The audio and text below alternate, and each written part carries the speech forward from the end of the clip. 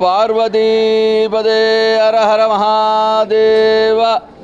మానుకోట పట్టణంలోని శ్రీ శివ పంచాయతన పార్వతీ రామలింగేశ్వర స్వామి వారి దేవాలయంలో ఈ నెల రోజులు కూడా చక్కగా తెల్లవారుజామున 5 గంటలకే స్వామివారికి పంచామృతాలతో ప్రతినిత్యం కూడా రుద్రాభిషేకం జరుగుతుంది.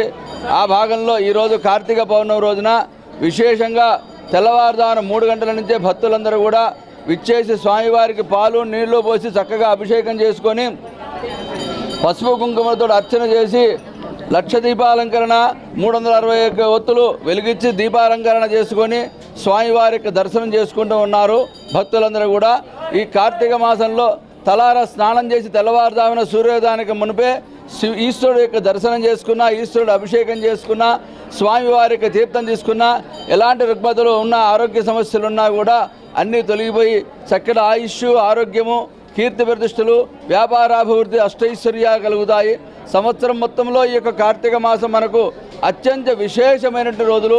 శివకేశవులకు కూడా చాలా ప్రీతికరమైనటువంటి ఈ నెల రోజులు కూడా ఆ పార్వతీ పరమేశ్వరులకు దర్శించిన, అభిషేకించిన, కుంకుమ పూజ చేసిన, ఆ అమ్మవారిని దర్శనం చేసుకున్నా, స్వామివారి దర్శనం చేసుకున్నా కూడా సకలైశ్వర్య సిద్ధిస్తా అని చెప్పనేసి భక్తులందరూ కూడా భావిస్తూ ఈరోజు అత్యంత భక్తి శ్రద్ధలతో భక్తులందరూ కూడా వచ్చి దేవాలయంలో స్వామివారికి పంచామృతాలతో అభిషేకం చేసి స్వామివారికి దర్శనం చేసుకుని అందరూ కూడా తరిస్తూ ఉన్నారు.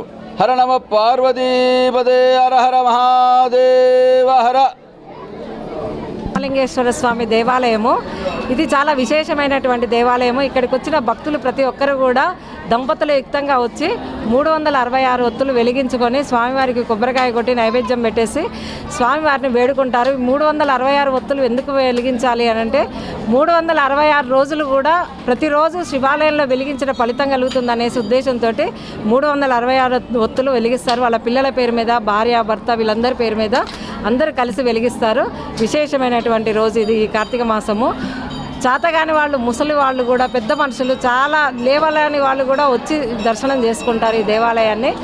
కార్తీక మాసం సోమవారము, కార్తీక పౌర్ణమి రావడం, శుక్రవారం రావడం చాలా విశేషమైనటువంటి రోజు.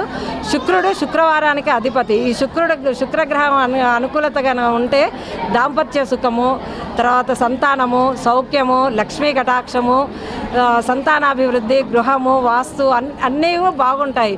శుక్రుడు కనుక అనుగ్రహం కనుక ఉంటే ప్రతి ఒక్కటి కూడా అనుకూలతగా ఉంటుంది. ఈ శుక్రవారం రోజు కార్తీక పౌర్ణమి రావడం మహా విశేషము. దాంపత్యము, సంతానము, గృహము, లక్ష్మీ కటాక్షము ఇవన్నీ మనకు కావాలి. కాబట్టి శుక్రవారము దంపతుల యుక్తంగా ఈ కార్తీక పౌర్ణమి రోజు దర్శనం చేసుకోవడం వల్ల ఇవన్నీ సౌఖ్యంగా లభిస్తాయనేసి ఆ శివపార్వతుల ఆశీస్సులు అందరికీ కలగాలని సర్వేజన సుఖినో భవంతు.